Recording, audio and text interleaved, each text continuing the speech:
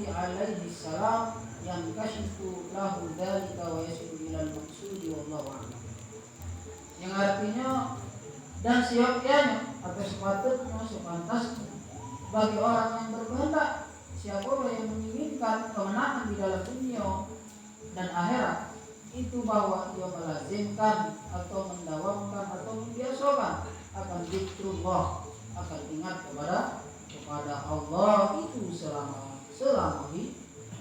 Jadi zikir itu ada terbatas pagi dan petang, sepanjang hayat, sepanjang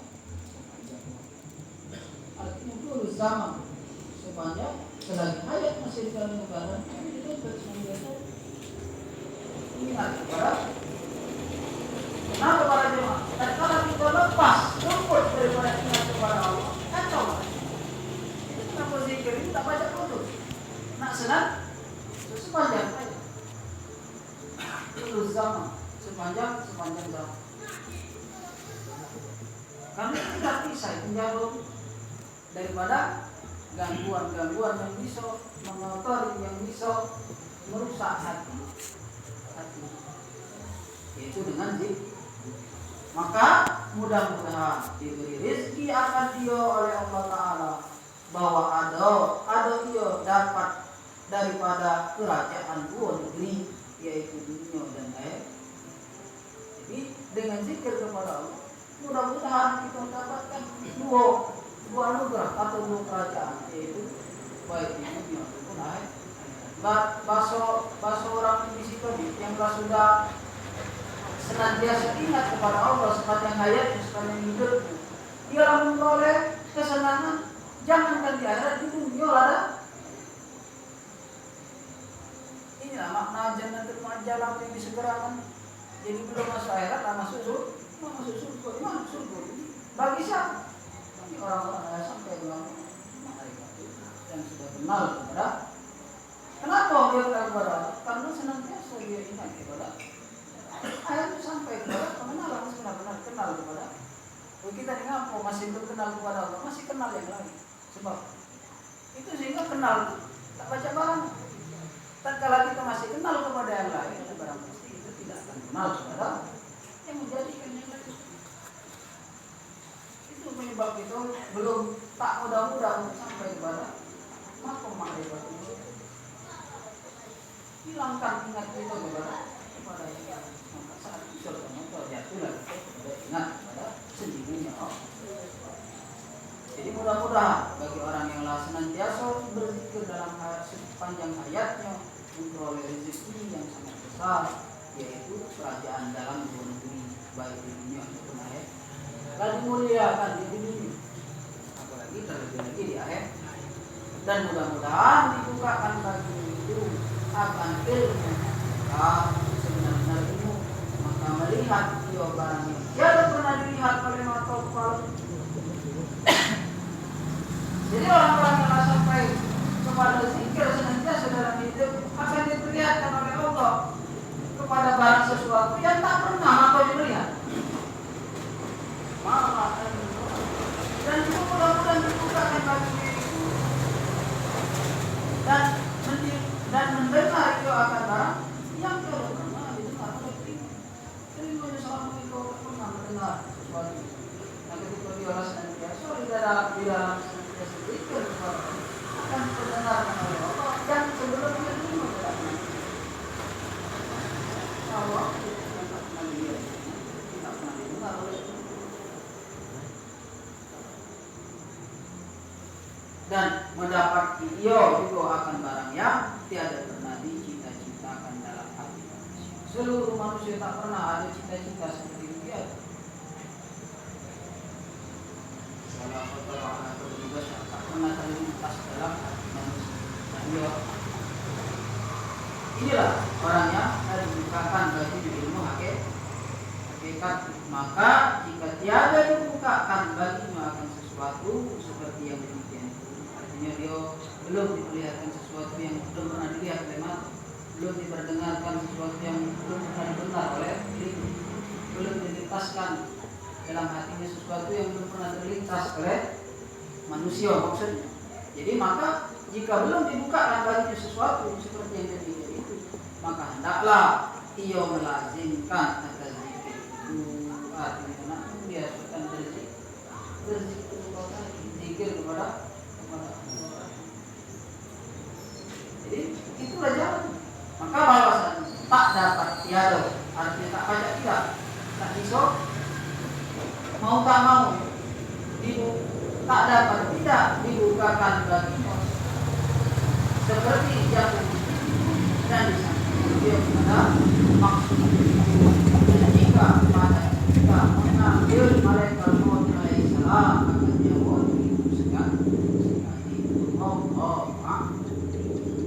jadi mau tak mau kalau itu pengen nak melihat sesuatu baru yang tak pernah dilihat oleh, nak mendengar sesuatu baru yang tak pernah dilihat, nak melintaskan sesuatu cita-cita yang tak pernah terlintas di seluruh hati manusia, mau tak mau nak senantiasa mendawamkan atau melazimkan zikir sampai hati tak sampai nak menjelang sekali malam sekali.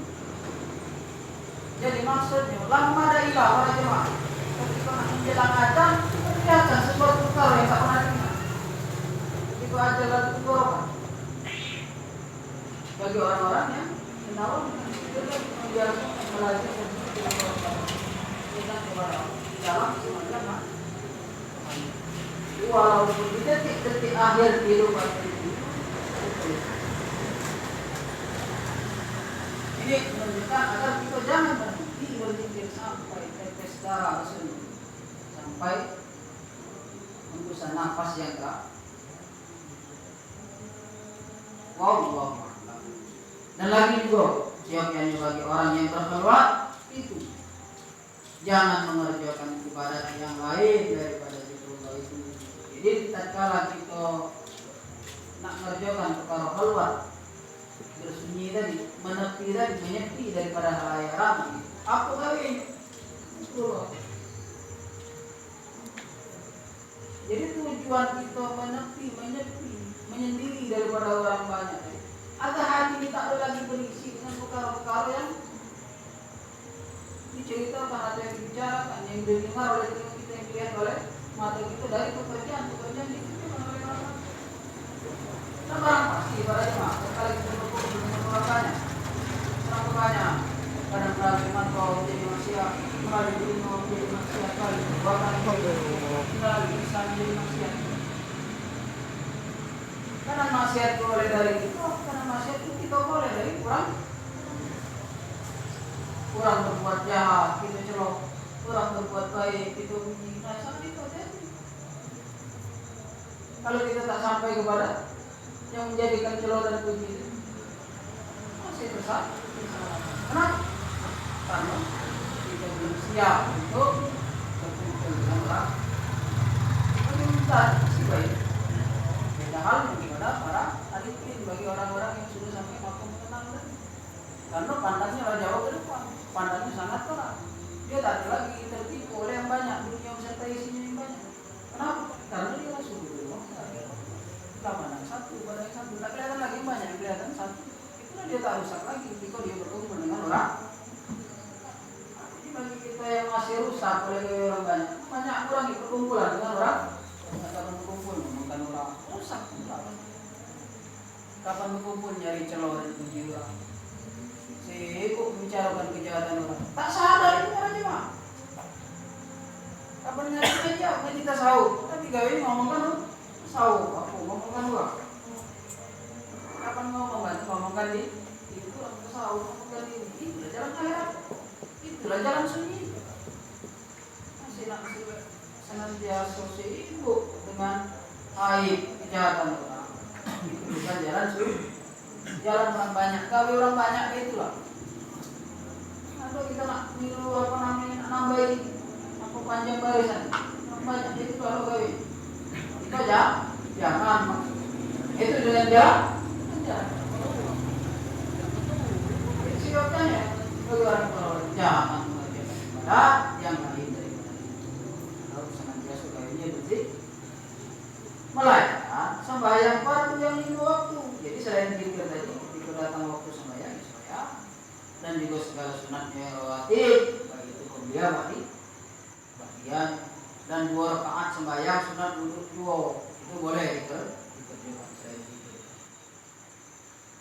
Dan kata Sayyid Syekh Mustafa Al-Baqir rahimahullah ta'ala, wa mimma yajibu 'ala al-murid rabata qalbahu bil ustadi wa ma'nahu ay yudawima al-muridu 'ala musyahadati surati syekh wa hadha akad surut indal qaumi wa huwa yurisu ma'rifatat taraf. Yang artinya, dan setengah daripada yang wajib. Jadi kewajiban atau perkara salah satu perkara yang wajib bagi kita murid atas murid yang salih yang berjalan hatinya itu mempertampakkan atau memautkan akan hatinya itu dengan guru. Jadi jangan gurunya belajar lagi parah lagi tak terkenang dengan guru. Yang tahu misalnya ketika malam minggu tak tenang di waktu malam minggu. Tak parah apalagi kan gurunya aja. Nah bagi murid mendawamkan senantiasa hatinya terbawa dengan guru. Ingat dengan guru. Kenapa banyak kita tahu bukan guru. Guru ini lah buka jendela dunia. Kita bisa perawan dengan dunia beserta isinya. Nah ketika mata mulai mencelamai, mata kepala itu mata hati, kamu tak tenang dengan kurang yang membukakan. Siapa yang membukakan? Jadi bagi murid itu wajib, itu setengah dari kewajiban. Nak mempertampakkan, memautkan hatinya kepada ini sebutan dan maknanya bahwa satu senantiasa murid itu mengumpulkan atas usaha dan surah itu maksudnya ruko menyaksikan seolah-olah gurunya itu senantiasa mengawasi agar apa?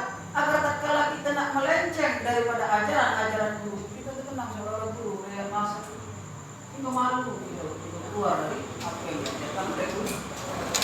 Itu maksudnya kita ngapa kita nak dilazimkan memautkan hati kita kepada guru agar kita merasa seolah-olah guru itu senantiasa mengawasi ingatkan di maka tatkala kita nak melenceng tergelincir kodam kita daripada perkara yang keluar dari apa yang diajarkan guru malu kita tenang dengan rumpun guru dan pemarah atau guru dan kesenyum. Tatkala dia keluar dari apa yang diajarkan guru kelihatan guru kemarah. Kenapa itu? Karena hatinya senantiasa terbawa.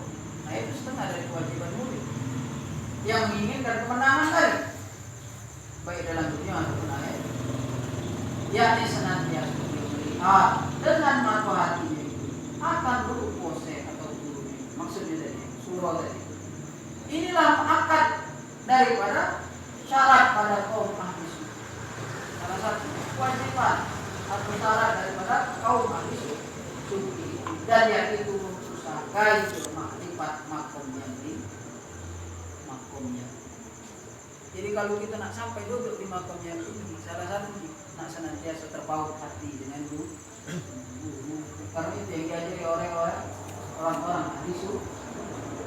Orang-orang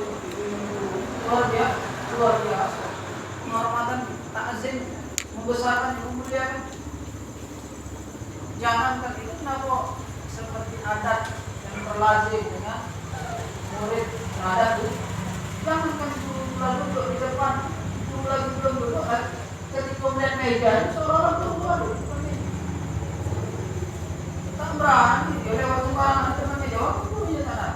Kamu hatinya senantiasa support seolah-olah guru lalu duduk di meja, di depan meja. Kita masih tidak lewat di depan meja yang biasa diduduki oleh guru. Artinya hati kita belum terpaut. Dari ajaran orang ahli sunnah tidak. Bukan berarti untuk mengkeramatkan guru atau mengkultuskan guru. Agar kita itu senantiasa ingat kalau nak keluar dari ajaran apa yang dah disampaikan oleh guru.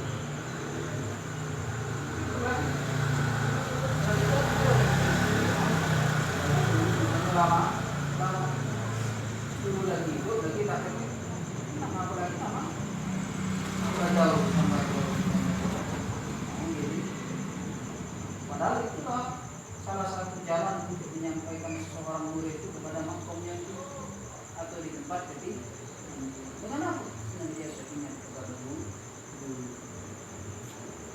Dan kata Ustaz Al-A'zam Maulana Sayyid Abdullah Al-Aidrus pada sallallahu alaihi wasallam, alaika ya talibal khalwat bitaqlidil Ghazali fi jami'i muamalatika wa tamidu shaykhana fi qalbika hayyan aw majditan alladhi tarbahu bi ihtiqamihi wa hubbuhu wa ta'zimuhu wa hurmatuhu wa tajridu fi hubbi arjuka wa ma'alika. Ini perhatikan apa yang dikatakan oleh Syekh Abdullah Al-Aidrus, yang artinya, dan lazimkan atasmu hai orang yang menuntut berkhulwat, hai murid ya kau berkhulwat, orang yang ingin berkhulwat, yang perlu diperhatikan dengan apa? Dengan taklid akan Imam Al-Ghazali rahimahullah ta'ala, mengikut apa yang telah diajarkan oleh Imam Al-Ghazali pada sekalian amal itu. Dengan cara bagaimana Imam Al-Ghazali beramal, ikuti kalau kita menginginkan berkhulwat tadi, dan berpegang olehmu akan syekh di dalam hatimu sama ada ia hidup atau mati. Ini mentang-mentang guru lama kita kan lagi berpegang. Ada murid yang baik, jangan kalau mati lagi hidup lagi tak berpegang. Kau berhenti belajar, tak percaya dengan guru. Hujan kan tak percaya dengan guru masih yang belajar. Sekedar kita itu aku. Tak perlu kamu nanya lagi. Kalau tak percaya dengan guru berhenti. Nah ini beda halnya dengan murid sebenar-benar murid. Jangankan guru lah mati. Kita nak senantiasa terpaut hati kita. Ingat dengan ajaran-ajaran. Kenapa salah satu adat yang baik, minimal kita mulai senantiasa bersedia dengan guru-guru. Karena jasa beliau kita bisa bicara pada malam-malam, kita bisa mendengar itu. Jasa mereka. Jadi berpegang olehmu akan syekhmu, akan gurumu di dalam hati. Arti jadi kalau itu tempat bergantung. Apakah guru itu masih hidup? Apakah itu sudah mati? Yang gemar kau pada ikut-ikutan itu, artinya kau benar-benar yakin dan percaya dengan ajaran. Bukan di depan dia baik, percaya kalau di belakang bidakan. Di belakang, di depan itu kalau disuruh kawan salah kanan. Kalau di belakang ini itu bukan ajaran tasawuf ya, itu ajaran apa? Kalau ada murid yang demikian itu berarti bukan ajaran Yesus. Maka ini dikatakan oleh Syekh Abdullah ini, berpegang kamu dengan apa yang diajarkan, apa yang dicontohkan, taklid, ikuti. Bagaimana yang diajarkan oleh Al-Ghazali cara beramal. Jadi berpegang oleh maka guru dalam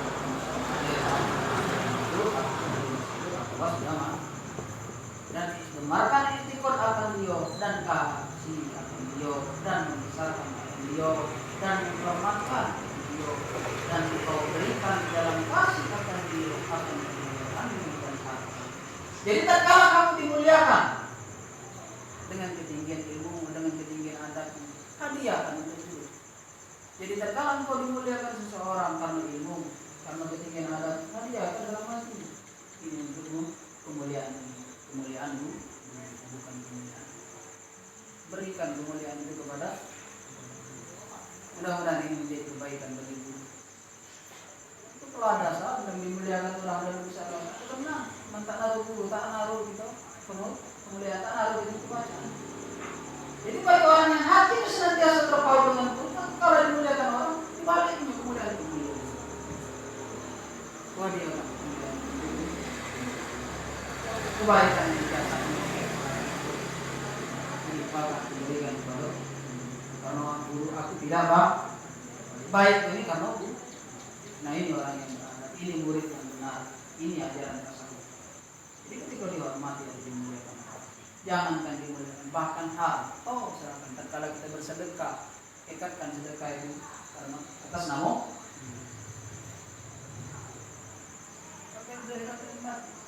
Ini cara sebenar-benar murid yang baik. Jadi ketika bersedekah, katakan itu atas nama guru atau atas nama orang tua. Kalau ada supaya muncul atas nama orang tua, atas nama guru. Itu harto sekali, dengan harto ya. Anda itu takut menjual harto dengan takutlah guru kaya. Guru lemah, kita bilang lemah. Kira-kira guru kendaraan tanah, guru nggak datang ke majelis. Itu memang takut kalau guru lemah. Kamu bilang, guru takut. Sampai jangan orang tua takut kalau orang tua lemah. Apa? Baik, kalau murid itu kalau takut guru lemah. Ajar sekali cuma sejam 2 jam ikut duit. Tidak kalau ada kata-kata dalamnya. Berhenti ngaji. Terus ngaji. Kalau itu bukan ajaran besar. Memang ajar makan guru enggak kok. Pasti kita lama. Kira-kira guru tak ngaruh halaman waktu, tak ngaruh halaman soal apa dan rezeki. Memang aja. Hak waktu banyak halangan. Rezeki lah banyak halangan. Tak sungguh pun datang keberatan itu. Maka perhatikan. Kewajiban guru itu murid, bukan guru nak nentukannya ya. Guru ada kan? Jadi bagi kita yang lama dari lupa, yang ada itu ikut. Sebenarnya lama itu ikut diingatkan kalau kita. No, bagi orang yang senantiasa terpaut dengan hatinya itu kepada guru, semata-mata guru. Jadi akhirnya baik terus gitu.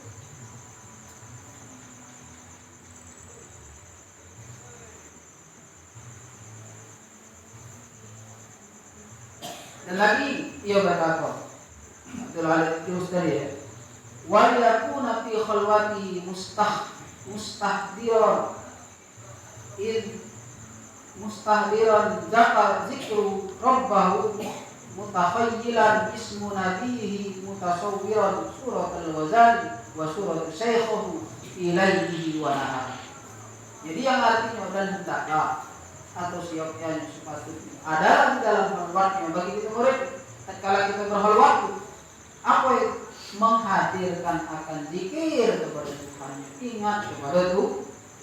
Itu gawe halwat, ingat kepada Tuhan, zikir dan juga diingatkan di dalam di dalam khayalnya itu diingatkan, yakni di dalam hati akan diisi Nabi. Jadi sungguh kita tak pernah melihat Nabi seolah-olah kita melihat di dalam perkeluar dan diingatkan di dalam hatinya itu akan lupa Imam Al-Ghazali tadi tak pernah bagi anak. Jadi seolah-olah aku tujuannya agar kita kalau itu tak akan kata guru-guru tadi. Mampu kalau kita kirim pada kepada sama teman yang kembali serta guru-guru ketiga sampai kepada malaikat. Kalau dari situ jalur itu untuk amalnya seperti kita ingat kepada Allah, ingat kepada Nabi, ingat kepada Al-Ghazali. Dan ruposenya ingat juga kepada rupo atau wajah guru di dalam alamnya dan itulah gawe berbuat. Nanti berzikir ingat seolah-olah Nabi ada di depan Imam Al-Ghazali terlebih lagi karena guru ketemu langsung dengan kita. Tadi Imam Al-Ghazali kita tak pernah ketemu Nabi, jangankan nak ketemu langsung mimpi lagi tahu kan perkara orang ketemu dengan Nabi bisa mau ketemu dengan Nabi bukan dia ngomongkan dengan Nabi itu kalau diomongkan di tempat-tempat di waktu yang kalau Nabi jadi kerja jadi apa? Kenapa orang? Nanti pertemukan dengan Nabi. Kalau kita ada ketemu langsung melalui kenapa? Karena senantiasa kita perlukan hati dari gurunya daripada gurunya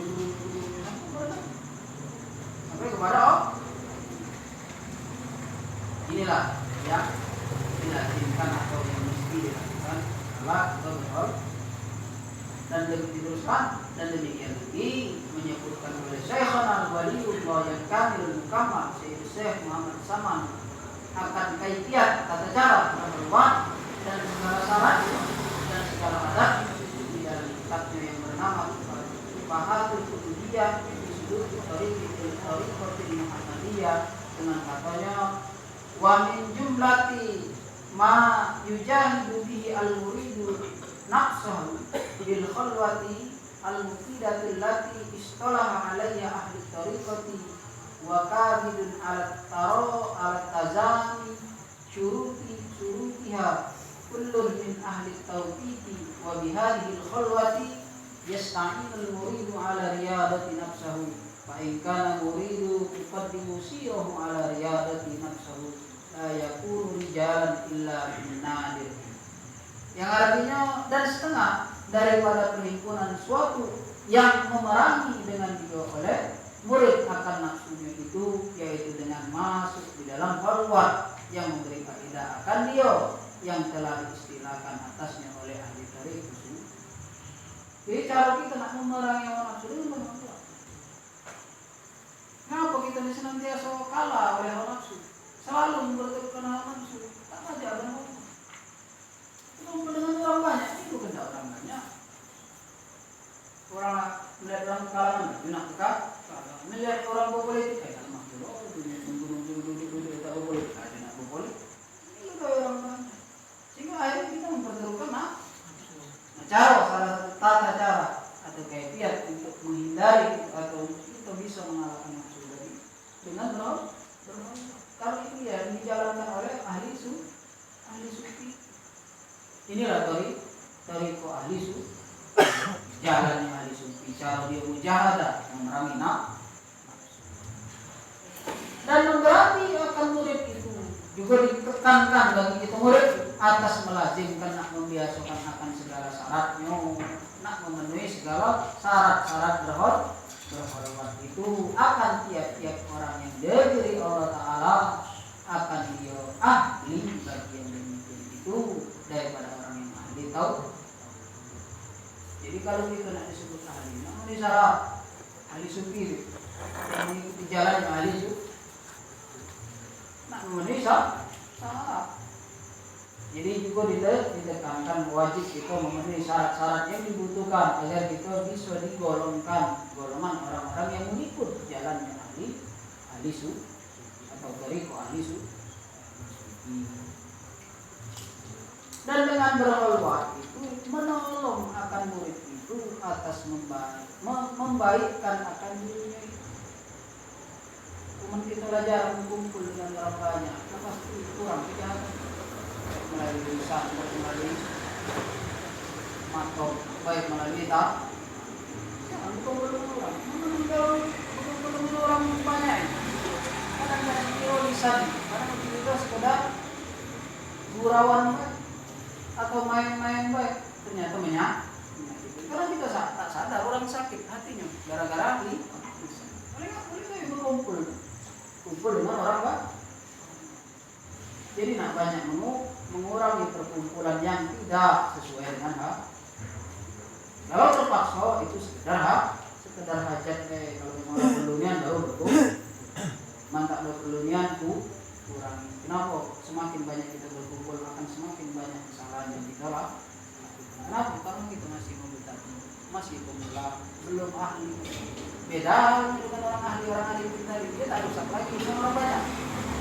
Kalau kita orang banyak orang di Mesir, apalagi orang banyak.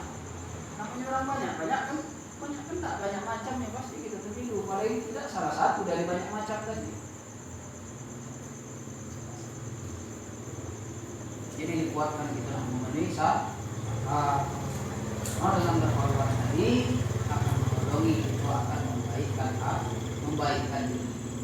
Maka bahwa tiap-tiap murid yang terdahulu perjalanannya atas membaikkan akan dirinya itu ya terjadi laki-laki yang kamil mukammal melainkan sedikit di dalamnya. Dulu lah tuh ya orang-orang yang mengikut jalan ini boleh. Lihat sampai sekarang banyak orang sampai yang kamilul kamal, yang sempurna lagi menyempurnakan. Memanglah dari dulu tak banyak kelompok ini. Orang pacak selamat dari hawa nafsu tadi, yang pacak menjalani jalan keluar yang sebenarnya tak banyak dari dulu terus apa? Nadir. Cuma sedikit. Nah mudah-mudahan kita digolongkan orang yang sedikit ini, karena tak banyak yang orang pacak menjalani jalan ini. Hanya orang-orang tertentu. Memanglah dari dulu tak ada banyak. Bukan bakal memanglah dari dulu tak ada banyak. Di waktu-waktu yang tertentu cuma sedikit dan di tempat-tempat yang tertentu pula. Bukan setiap tempat ada orangnya. Kadang satu kampung tak naruh yang pacak menyepi dari itu. Pokoknya gawe nak foto kumpul pula dengan orang bak. Itu gawe orang banyak. Itu lagi orang banyak. Itu harus orang banyak. Jadi memang dari dulu sudah tidak banyak, cuma sedikit orang yang sampai makom derajat kami bermukamah. Hanya sedikit. Itu lanjutkan dan lagi ini menyebutkan manusia sama itu akan salah yang lazim dikerjakan orang yang tidak masuk di dalam berkhulwat itu dengan kata. Nah ini syarat yang perlu dipenuhi bagi orang yang ingin berkhulwat. Dengan katanya summa inna awwala ma yujibu 'ala dakhil fiha wujuban ardiyan la wujuban syar'iyyan ay yatasaddaqa bi nafilatin qabla dukhuliha wa yatatahharu wa yutahhiru sawbahu wa musallahu wa yadkhulu baita khulwati. Yang artinya bahwasannya pertama yang wajib atau syarat bagi kita nak mengajukan khulwat tadi, pertama yang wajib atas orang yang berkehendak masuk di dalam khulwat itu akan wajib pada arti jua, yakni pada istilah ahli sunnah, bukan wajib pada istilah ahli syariah. Jadi pengertian wajib ini pada istilah orang ahli sunnah yang menjalani jalan sunnah, bukan wajib dalam istilah orang ahli syariah. Apa itu? Bahwa memberi sedekah dengan sedekah yang sunat dahulu daripada ia masuk ke dalam khulwat. Itu sudah bisa. Jadi harta dengan kita itu keluarkan apa? Ketika khulwat tak banyak lagi menggunakan harta itu, makan tak banyak. Jadi ketika orang itu dibacakan keluarlah zakat. Ada orang yang mengumpulkan kalau tak kumpul bisa khulwat. Nak minum gawe orang banyak atau seminggu nak beli baju banyak misalnya. Kamu tak dengan orang banyak. Orang banyaknya nak baju ada. Terpaksa biar kita belanjakan ke baju lah. Nah ketika khulwat tak ada lagi bajunya. Maka ketika ada duit sedekahkan sebelum keluarkan kamu bukan kamu simpan karena ada fakir miskin yang mengharapkan duit dari kamu. Sedangkan tak tahu kamu tahu apa? Itu wajib. Karena kalau harus dikurangi harta kamu, jangan ditumpuk harta kamu. Karena banyak orang itu, ini banyak orang tak tahan. Kalau orang tahu agar kecintaan dia kepada dunia atau cenderung hatinya kepada dunia berkurang dengan jalan salah satu cara itu syariat orang Pak.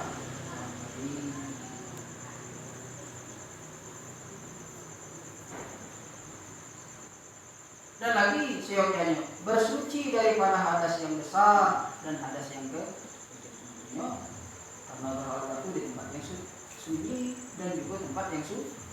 Artinya wajib juga kita nak suci, baik hadas kecil apalagi hadas besar. Artinya nak berwudu tak jadi putus nak suci terus. Dan mencuci baju akan kainnya pakaian juga nak suci dan tempat sembahyangnya karena di tempat khulwat itu kadang di situlah tempat dia sembahyang. Nak juga dan masuk dia ke dalam rumah khulwatnya itu dan juga pakaian suci, tempat sembahyangnya suci, baru silakan dia masuk ke tempat khulwat. Karena apa? Gawe di situ, gawe suci berzikir tadi. Nah di tempat suci, artinya bersih kalau kita tidak tergandung. Ada besar, ada kecil. Pakaian kita juga tidak tergandung, ya. Najis tadi dan juga tempatnya juga tidak tergandung. Karena pekerjaan kita di saat itu pekerjaan suci. Di rumah tadi. semuanya suci, tidak meliputi kesucian. Dan lagi menyebutkan Syekh Muhammad Saman itu akan kaifiat tata cara halwat itu dengan katanya kila wa kaifiyatu ayyakuna irtifa'uhu qadra qamati wa tulihi bihaitsu yumkinuhu as-salatu fihi wa ardu biqadri jalsati wa la yakunu fi mumkinu bid-dawi wa yakuna babu min jihatil qiblati qasiran wajikon wa yakuna fi makani ba'idin anil aswati fi dari maghmurun bin nasi wa in amkana ayyabita indahu ahadun yakunu qariban min baini khalwati kana ahsanu lakinna bi syarti alla yuksiru min al harakati wa yatasawsa qalbahu wa la yuksiru al harakati indahu wa yatasawsa alaihi ahwal yang artinya kata setengah ulama dan adalah kaifiat tata cara rumah luar bahwa ditingginya itu sekedar berdiri. Jadi tinggi rumahnya itu seukuran kita berdiri, tak ada tingginya. Bukan luar. Maka ada sebagian orang yang jalan ada dia membuat tinggi dalam rumah di bawah. Ada sebagian orang pengamal itu kan di atas rumah dibuat. Ada misalnya ada rumah 2 tingkat, di rumah 2 tingkat itu ada dibuat di tempat khusus macam kota, tempat dia berzikir tadi, tempat dia berhalwat. Ukuran tingginya kira-kira ukuran kita beli, jadi ukuran lebih kan 150 atau 160 cm. Tak ada besarnya, tak ada makan dan tak ada makan. Itu masuk dunia lain, membayangkan masuk dunia lain. Jadi seukuran tingginya seukuran kita berdiri dan panjangnya itu sekira-kira dapat dia sembahyang di dalamnya. Panjang ada tingginya seukuran kita berdiri, panjangnya jadi kurang lebih kayak itu lagi panjang. Kira-kira baca sujud gitu di tempat itu. Dan lintangnya itu dengan sekedar duduknya tidak. Jadi seukuran itu duduk sila, lintang lebar. Dan jangan ada di dalamnya lubang yang bagi masuk cahaya matahari. Tidak. Jadi jangan dijuk lubang, jangan dijuk sehingga apa?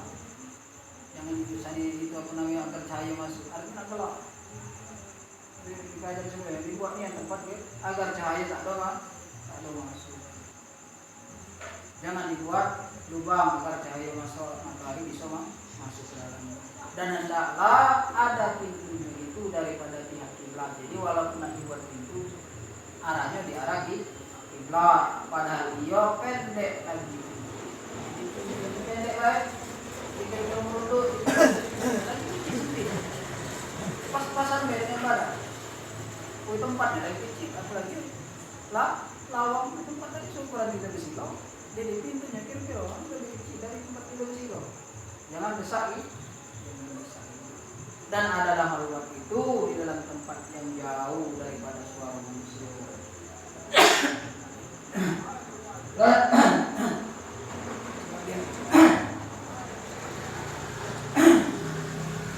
Sebagian pengamal waktu yang membuat tempat halwat tadi di atas hubungan tadi agar jauh dari suara manusia. Mandi kamar baik dan yang para ruang tamu, orang itu sudah cincin ke menjauh ke atas mendengar suara. Jadi harus jauh ya sekira-kira jauh dari suara manusia, tak ada bising oleh suara manusia. Dan adalah dia di dalam rumah yang dikediamannya oleh manusia. Dan jikalau dapat bahwa tidur bermalam padanya seorang yang ada dia dekat daripada rumah itu, niscaya dia terlebih baik. Jadi malam di dalam rumah itu niscaya terlebih baik. Tetapi dengan syarat bahwa jangan ada ia membanyakkan daripada bergerak. Karena tempatnya sempit, jadi banyak bergerak. Kamu nak bergerak dari tempat situ. Maka membimbangkan ia akan hatinya dengan dia. Jadi biasanya orang tidur bisa pasti ditimbang rasanya tak pajak di tempat sempit. Bimbang nanti. Orang yang pajak tidur di tempat sempit itu memang dia tahu ukuran badannya. Dia tak akan kemana-mana. Tidur. Ada orang kepala di sebelah lu kapan jago nggak di sebelah ya? Putar rupanya tidur. Dia enggak. Apa dia nerajang kan? Nah itu baca di tempat sempit. Kalau di tempat sempit pasti keragu ya rasanya baca. Jadi orang yang bisa tidur di tempat sempit, kapan tak bisa pasti lah ragu, bimbang hatinya, takut kalau tak apa. Itu syaratnya kalau kita nak tidur di tempat halwat. Dan lagi dengan syarat bahwa tiada membanyakkan bergerak padanya itu pulau, maka jadi was-was atasnya oleh kelakuan itu. Jadi tak jadi banyak bergerak itu agar tak naruh was-was kita atas kelakuan banyak bergerak. Kemudian maka berkata pula saya nasihat Muhammad SAW. Jadi sesaat ini banyak mengajarkan kegiatan halwat tadi. Itu katanya summa ba'da taharati kama qad manna minna yadkhulu baiti khalwatihi wa yusalli fihi rak'atain yaqra'u fihi ma ba'dul fatihati qawlu ta'ala sunnatan man qad arsalna qablaka min rusulina wa la tajidu li sunnatina tahwila ila qasar hadza idza lam yakun inda syekhi wa imma idza kana inda wa dakhala syekhi qablahu al-khalwatu wa shalla fiha rak'ataini wa da'a lahu fa huwa awla thumma yadkhulu ba'da dukhuli syekh wa yusalli ba'da istidani syekh wa qira'atul fatihah ma'ahu in kana indahu wa illa fal yasta'dinahu bi qalbi wa yatawajjahu ilayhi bi kulliyatihi wa yatawassilu bihi ila Allah bidzalli wa illa inkisari wal ittiqari wat tadalluli wa dzalika ba'du taubati sahihati bi jami'il dzunubi kabiriha wa saghiriha. Yang artinya maka kemudian daripada selesai dia suci seperti yang telah kami sebutkan tadi, suci badan, suci pakaian, suci tempat tadi. Jadi sudah selesai suci yang telah disebutkan tadi, maka masuk ia ke dalam rumah tempat halwat tadi itu dengan sunnah ia sembahyang di dalamnya itu 2 rakaat padahal membaca. Jadi sunnah jika nak mulai masuk rumah itu sembahyang 2 rakaat padahal membaca di dalamnya itu kemudian daripada Fatihah akan firman Allah. Jadi setelah baca Fatihah baca firman Allah yang bunyinya sunnata man qad arsalna qablaka min rusulina wa la tajida li sunnatina tahwila hingga musal. Kurang lebih 5 ayat ya dalam surah Al-Isra. Ini salat al-wudu bismillah wa syakillah wa Qur'an al-fajr. Inna Qur'an al-fajr kana mashhuda. Dirikan salat hingga tergelincir matahari sampai pertengahan malam. Kemudian kerjakan salat subuh karena salat subuh itu disaksikan oleh malaikat. Peminal lail fatahajjad bihi nafilatal lak. Itu panjang ayat ya, kurang lebih 5 ayat. Itu bacaannya ketika masuk rumah tempat halwat di dalam surah Al-Isra. Setelah baca Fatihah hingga hosar. Nazil minal Qur'ani ma huwa shifaa'un wa rahmatul lil mu'minin wa la yazidu dzalimin illa khasara. Yang artinya apabila dia ada dia pada hadapan dan apabila ada dia pada hadapan senyum itu dapat masuk senyum itu dahulu daripada itu. Jadi biasanya orang yang berhalwat kan atas anjuran guru jadi biasanya karena gurunya ada, karena gurunya tak naruh di tempat halwat tadi. Jadi man gurunya ada di tempat halwat, dulu kan gurunya masuk tempat halwat tadi. Jadi masuk senyum itu dahulu daripadanya ke dalam tempat halwat itu. Dan sembahyang dia 2 rakaat dulu tadi di dalam dan minta di doa baginya maka yaitu terlebih awal atau terlebih awal. Jadi mintakan kepada guru itu doa agar kita ini berhasil di dalam melaksanakan zikir, di dalam berhalwat. Doakan guru, mudah-mudahan aku ini berhasil dalam berhalwat. Pengertian berhasil itu benar-benar dapat masuki, benar-benar ingat agar tak lagi terganggu dengan yang lain. Ini tidak doakan guru. Tata cara berhalwat mana ada dengan guru. Kemudian maka ia masuk, baru setelah itu dia masuk, setelah guru masuk ke dalam baru ia masuk ke dalam tempat halwat. kemudian daripada masuk sehnya itu dan sembahyang pula dia 2 rakaat, kemudian daripada itu meminta izin daripada sehnya itu, minta izin dengan gurunya itu dan dia akan minta izin melaksanakan sholat kepada guru baca serta sehnya itu jika tiada sehnya itu pada hadapannya itu. Jadi ketika dia masuk ke dalam waktu gurunya tak tahu. Tadi kalau ada gurunya ada, gurunya masuk, kemudian baru dia kemudian mengikut apa yang dilakukan oleh guru dari baca surat Al-Isra. Nah, kalau gurunya tidak ada di hadapannya, jadi jika tiada sehnya itu pada hadapannya itu, maka ia meminta izin akan sehnya itu dengan hati. Jadi kira-kira permisi dengan guru, lalu hati permisi guru akan berdoa. Siapa yang banyak orang yang terbawa hatinya senantiasa dengan guru, seolah-olah guru tak memperhatikan dia, walaupun guru tidak ada. Permisi guru, aku nak berdoa, doakan aku dan putra. Dan berhadap ia kepada sehnya dengan sekalian himmahnya itu dan meminta tolong sampai ia dengan sehnya itu kepada Allah Ta'ala dengan zal dan dengan inkisar. Jadi walaupun guru tahu, dia seolah-olah berhadapan dengan guru dengan himmahnya, dengan bayangannya seolah-olah guru ada ya, dan minta tolong sampaikan guru kepada dengan jalan zalmi dan inkisar. Apa itu? Yakni dengan menghinakan dirinya dan merendahkan dirinya.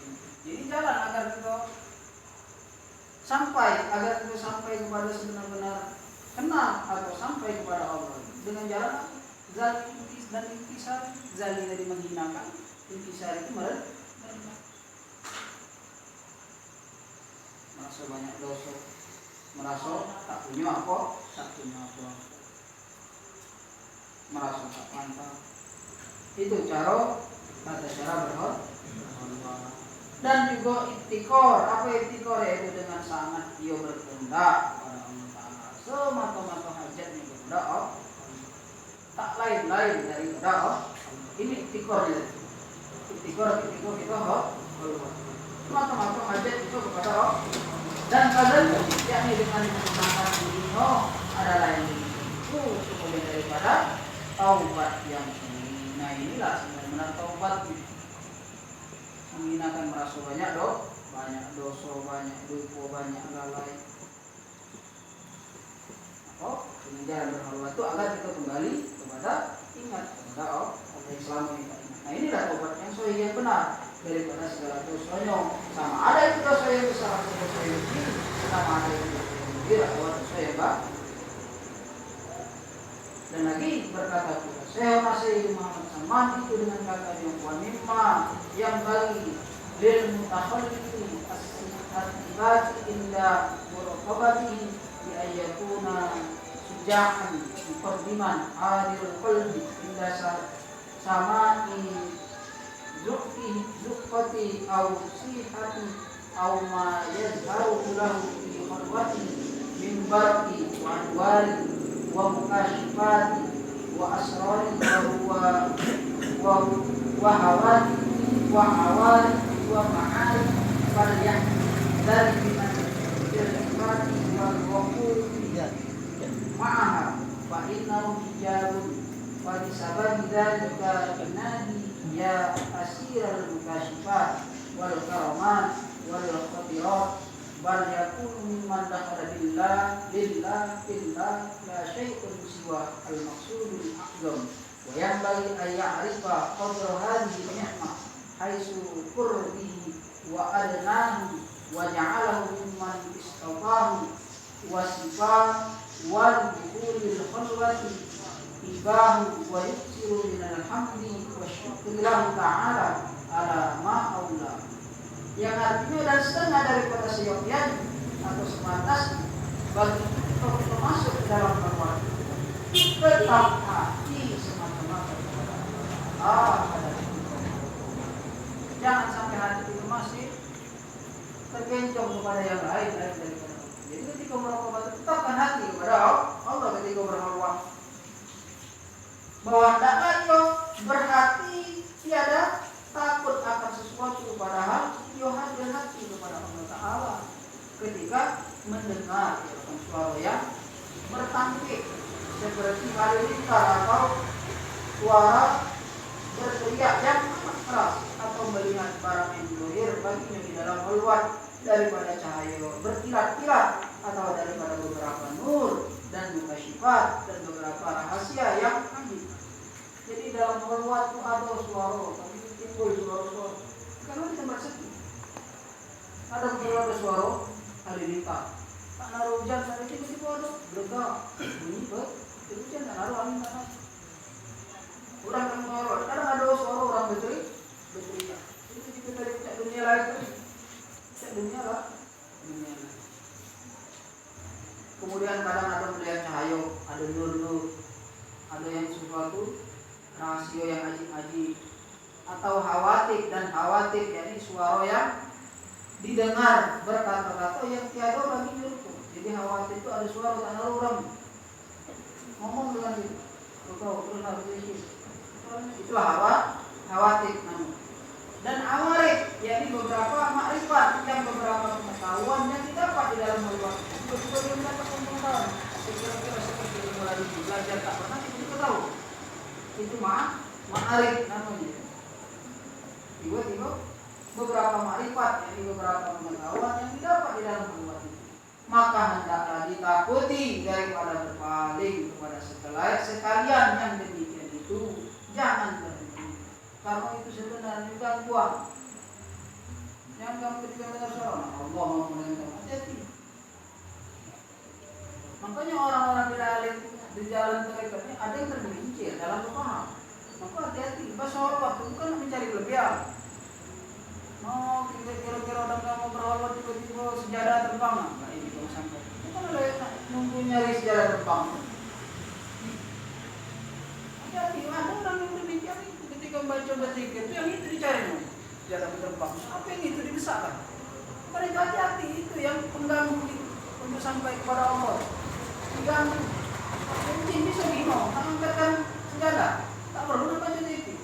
Itu gangguan cinta kita. Agar kita terbelah kepada lain daripada Allah. Agar kita ingat kita kembali kepada yang lain. Mana ingat kita? Merasa lebih daripada disuruh menghinakan dia. Merasa tinggi padahal disuruh merendahkan. Berzikir baru la ilaha illallah itu 2300 merasa tinggi merasa lebih. Orang yang disuruh merendahkan. Hati-hati. Aku sebagai murid yang tak terpilih kelas lebih. Bukan lebih punya kurang tak? Kurang tak? Mana nyari terbangnya tadi? Suara-suara kadang ada cahaya, kadang ada mamburku. Jadi ya kalau ada yang pengamal aku baca zikir dari keluarnya, aku mana nyari yang itu? Bukan yang itu ya. Jadi oleh tak tertuju ya. Ini mau dikatakan, oleh ini saya bersama. Jangan berhenti di situ. Serta demikian itu maka bahwasanya sekalian yang demikian itu yaitu hijab, yakni dinding antara dan antara Allah. Ada suara halilintar. Jangan merasa itu gangguan dari saat berzikir. Kita merasa itu tadi dengan syarat nak menghinakan tadi. Jangan merasa lebih. Itu melihat cahaya rasa kamu lah jelas. Bukan. Kamu Tuhan bukan dia kamu. Jin deh menunjukkan lampu. Tiba-tiba ada cahaya. Itulah hijab, yakni dinding antara dan antara Allah Taala. Dan dengan sebab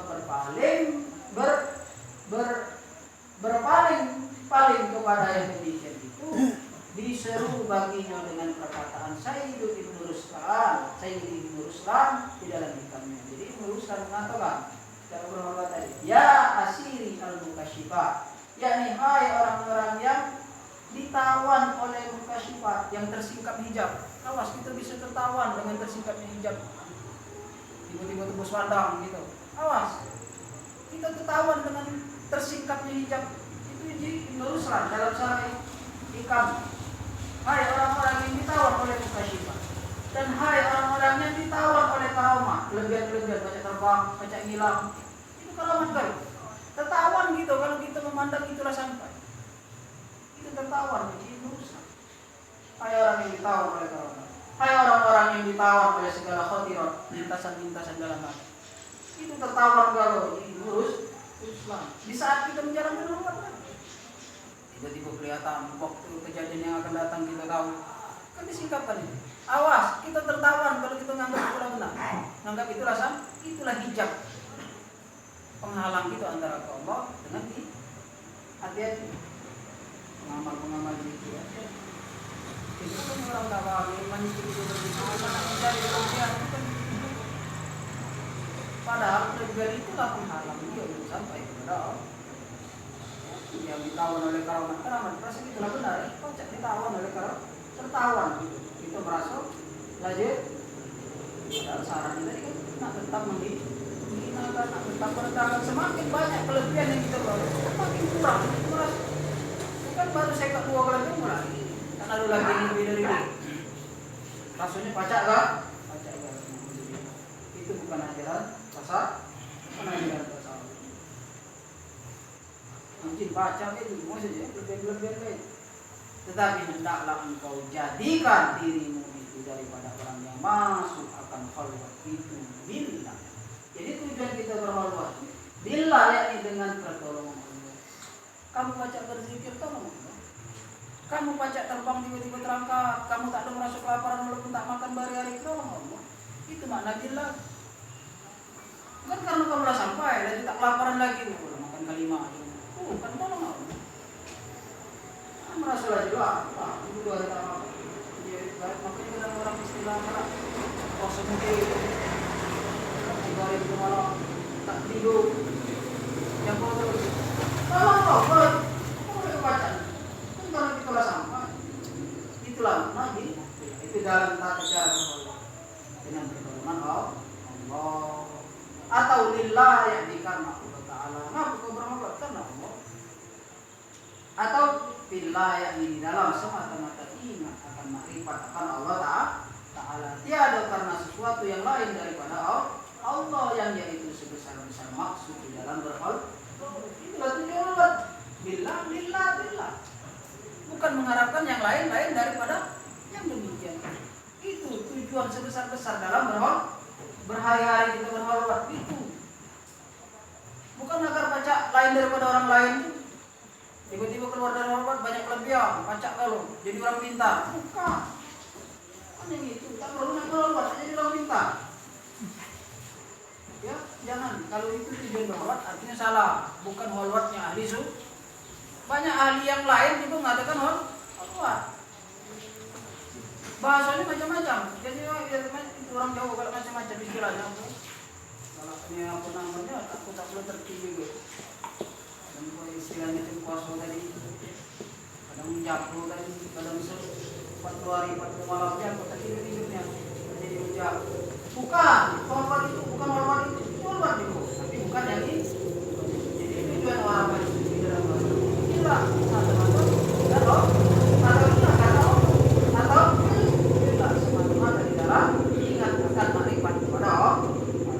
Tiada karena yang lain.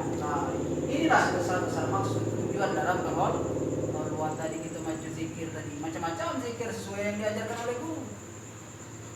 Ada sebagian pengamal tarekat itu lain-lain dalam zikir yang diajarkan oleh guru. Kadang si A ikut bacanya, si B lain itu bacanya. Cuma tujuannya semata-mata itu bukan untuk mencari kelebihan yang lain daripada yang demikian. Mengharapkan bisa emas, pada keluar dari dalam tanah, bukan khulwat. Selanjutnya, dan siokianya diketahui akan nikmat akan Allah Ta'ala itu sekira-kira dihampirkannya dengan dia dan diingatkannya dengan dia.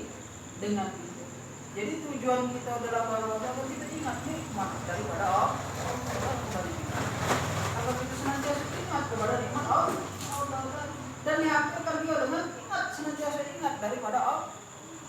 Nikmat itu semata-mata daripada Allah dan menjadikan dia akan orang yang berkhulwat itu daripada orang yang memilih Allah Ta'ala akan dia dan daripada orang yang memelihara akan dia oleh Allah Ta'ala daripada segala perkara. Jadi mudah-mudahan kita termasuk orang yang dipilih oleh Allah dalam berkhulwat tadi dan mudah-mudahan dapat pertolongan atau dapat pemeliharaan daripada Allah daripada segala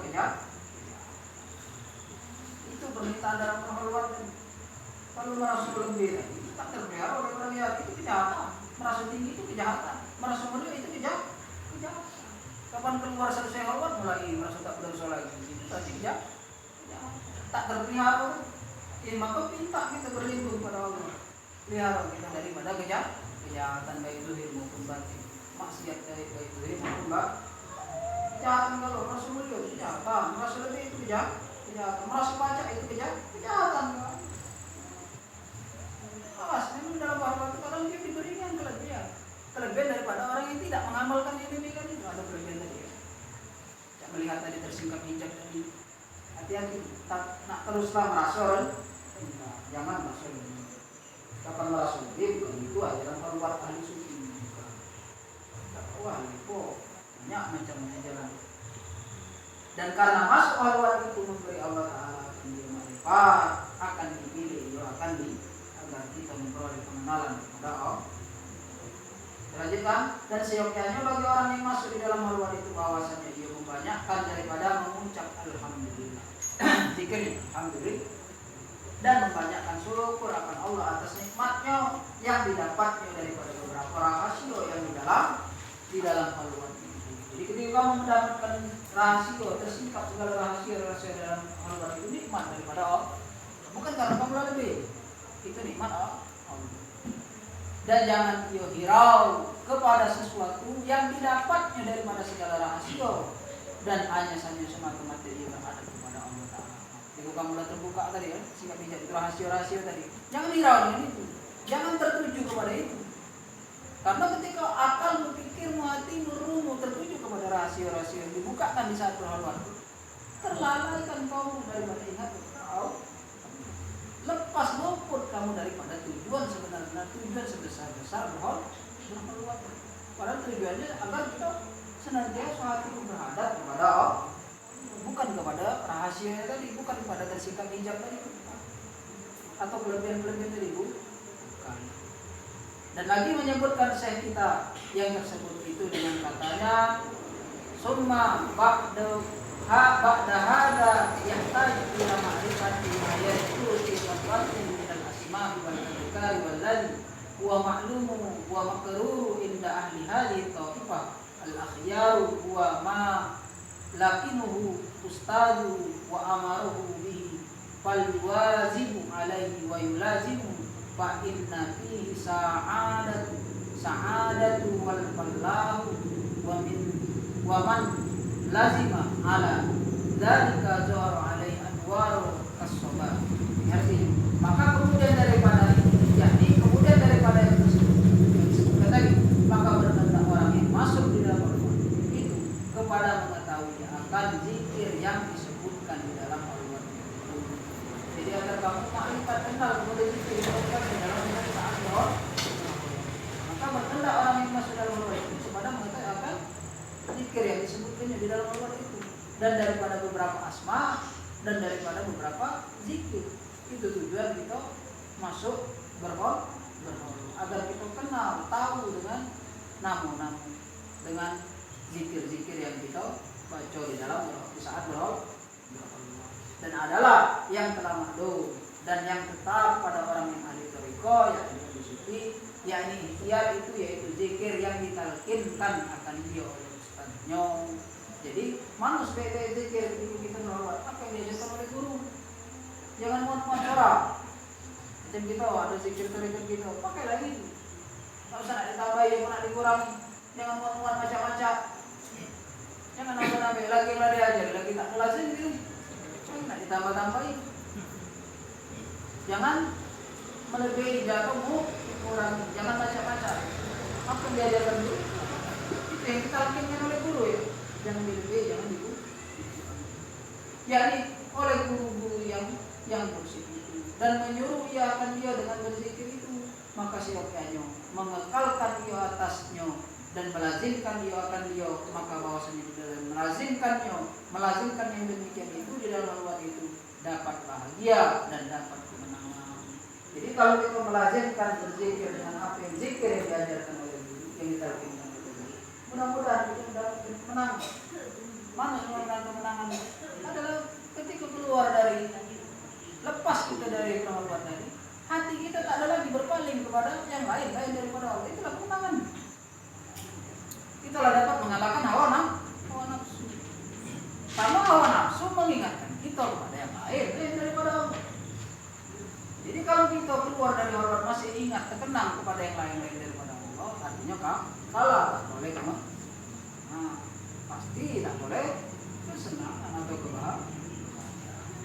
Dan barang siapa melazimkan atas membanyakkan akan zikir dalam halwat itu niscaya zahir atasnya nur seperti barang pada ketika waktu subuh.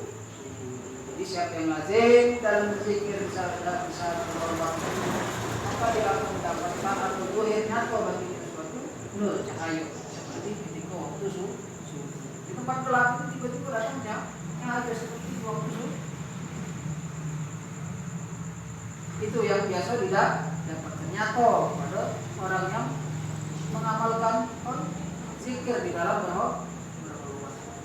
Dan lagi menyebutkan kita yang tersebut di dalam kitab dengan katanya walladzi ikhtarahu al-imam Hujjatul Islam Al-Ghazali wa ghairuhu min ba'dil 'arifina ayyadhkura fil kalimati thayyibati wa hiya la ilaha illallah mustadillina biqauli ta'ala fa'lam annahu la ilaha illallah wa biqauli alaihi salatu wassalam afdalu ma qultu ana wa nabiyyuna min qabli la ilaha illallah wa la ikhtarahu sayyidu yuhyi wa ba'dil kamali minal muhaqqiqin lafzatun Allah wa dalailahu fi dzalika ma naqalahu Ibnu Athaillah Sukandari fi Miftahil Fallah fi Dzikril Karim Al-Fattah, yang artinya dan yang telah dipilih yang dipilih akan oleh Imam Hujjatul Islam yaitu Al-Ghazali rahimahullah taala dan orang-orang lain daripadanya yaitu daripada setengah arifin bahwasannya bahwa berzikir orang yang masuk di dalam halwat itu dengan kalimat thayyibah dan yaitu la ilaha. Jadi mana zikir yang baik itu la ilaha. Zikir Nabi Isbat la ilaha. Padahal mengambil dalil mereka itu mana dalil bagi yang demikian itu dengan firman Allah Taala fa'lam annahu la ilaha illallah, yakni maka ketahui olehmu bahwasanya tiada Tuhan yang mempunyai ibadat dengan sebenar-benarnya melainkan Allah Taala. Karena ada baca ibadat kecuali Allah. Fa'lam annahu la ilaha. Itu kalau kita baca dalam ketika kita mulai baca zikir dari kau dari fa'lam annahu la ilaha illallah. Jadi kalau dalam umum ketika kita fa'lam ketahui bahwasanya yang dapat sampai yang mempunyai ibadat itu hanyalah sebenarnya adalah Allah, bukan kita yang baca ibadat. Itu maksudnya ketahuilah bahwa tiada Tuhan selain Allah. Dan lagi juga dalil daripada mengambil dalil dari mereka itu bagi yang demikian itu dengan sabda Nabi SAW Abdul ma qultu ana wa nabiyyuna min qabli la ilaha illallah, yakni bermula yang terlebih afdal yang aku kata dan sekalian anbiya yang dahulu-dahulu daripada aku yaitu la ilaha. Jadi Nabi juga mengajarkan dan juga nabi-nabi sebelum Nabi juga zikir yang paling afdal itu la ilaha illallah, dan adalah yang dipilih oleh Sayyid Syekh Muhyiddin Al-Arabi dan setengah daripada orang yang kamil daripada muhaqqiqin yaitu lafaz Allah. Jadi ada juga dalam zikir dalam apa lafaz Allah ini baca yang diajarkan oleh Syekh Muhyiddin Al-Arabi, dan juga yaitu yang terlebih afdal yang disebutkan oleh orang yang di dalam halwat itu, dan adalah dalil mereka itu di dalam yang demikian itu yaitu perkataan yang dinukil oleh Syekh Ibnu Athaillah Sukandari daripada Syabili yang tersebut di dalam kitabnya yang bernama Miftahul Fallah fi Dzikril Karim Al-Fattah, dan menyatakan pula Syekh Muhammad Saman itu dengan katanya wa yulazimu 'alal fara'ili wa nawafili ar-ratibati war'ati wal wudu'i inda kulli tahiratin. Artinya dan siapnya bagi orang yang masuk dalam halwat itu bahwa melazimkan atasnya berbuat sembahyang fardu yang lima waktu. Jadi selain zikir apa yang perlu dikerjakan dalam halwat? Salat 5 waktu itu yang fardu, jangan ditinggalkan. Kapan kerjakan zikir apa? Lupa salat itu kan diajarkan oleh ahli sunnah. Ada itu. Dan sholat zikir ini tak perlu lagi sholat 5 waktu. Tidak. Kalau yang diajarkan oleh guru-guru para arifin, para siddiqin itu harus oleh apalagi terlebih lagi dari sesama saja. Jadi selain zikir jangan lupakan sholat 5 waktu. Ada pengamal halwati yang meninggalkan sholat 5 waktu, artinya bukan jalan itu. Tidak diajarkan kalau sesama tidak. Jangan kita meninggalkan sholat 5 waktu. dan juga rotibah yang rawatibnya sunat yang rawatib yang kemudian daripadanya, dan melazimkan berbuat sembahyang 2 rakaat pada tiap-tiap kemudian daripada mengambil air sembahyang itu sholat 2 rakaat sholat dari sholat setelah wudu, dan jangan dilebihi akan ibadat yang lain daripada yang itu, melainkan membanyakkan akan zikrullah ta'ala. Jadi selain sholat 5 waktu, sholat rawatib atau sholat sunat wudu tadi, silakan banyakkan berzikir, jangan banyak bacaan yang lain. Nah inilah kegiatan syarat-syarat yang kita melaksanakan oleh para jemaah, karena ini apa namanya ajaran apa yang diajarkan oleh guru-guru kita. Jangan sampai malah tidak yang kita ya pernah melakukan jadi masalah apa di dunia apa bicara orang etika nah dari kan tidak oleh nak sambilan baik lagi nak halwat dulu nak bunuh tentang bol malam kan halwat kan bukan sambilan itu nak benar ada syaratnya, ada kegiatan atau hati-hati. Ada hal-hal yang dikatakan tadi malah ainin rohat bola udun semiat. Ada perkara yang tak pernah kita lihat tiba-tiba ada kita lihat. Hati-hati, itu juga bisa jadi penghalang bagi kita. Atau kita ketika kita melaksanakan halwat ada kelebihan-kelebihan yang kita tahu. Tiba-tiba ada cahaya, ada suara, ada yang kajian di dalam kita. Hati-hati, ternyata itu hijab kita tak sampai kepada Allah, kita hanya tertuju kepada itu hadapan itu. Sehingga ketika halwat tadi yang itulah yang dicari. Kapan suatu ketika pada suatu ketika halwat tiba-tiba ada sesuatu yang lebih dianggap di waktu yang lain ternyata tak didapatnya yang dimiliki itu, tiba-tiba dia merasa jangan salah kalau saya. Karena ketika halwat yang dicarinya itu nyari suara, nyari cahaya, bukan yang ini. Jadi tujuan semata-mata kita berhalwat itu adalah billah. Itulah tujuan yang sebesar-besarnya dalam berhalwat. Lain daripada itu hijab. Jadi kita melaksanakan halwat berzikir dalam berhalwat. Nah inilah perkara-perkara yang perlu kita perhatikan. Karena ini salah satu hal yang dikerjakan oleh orang-orang yang menginginkan jalan akhir. Ini masih panjang. Kita berhenti di belakang. Inilah bisa disampaikan. Kemudian mohon maaf yang dapat dipahami yang benar ambil bisa menunjukkan doa menunjukkan saudara di mana ada bertanya untuk saudara kita sampai jumpa. Amin. Wassalamualaikum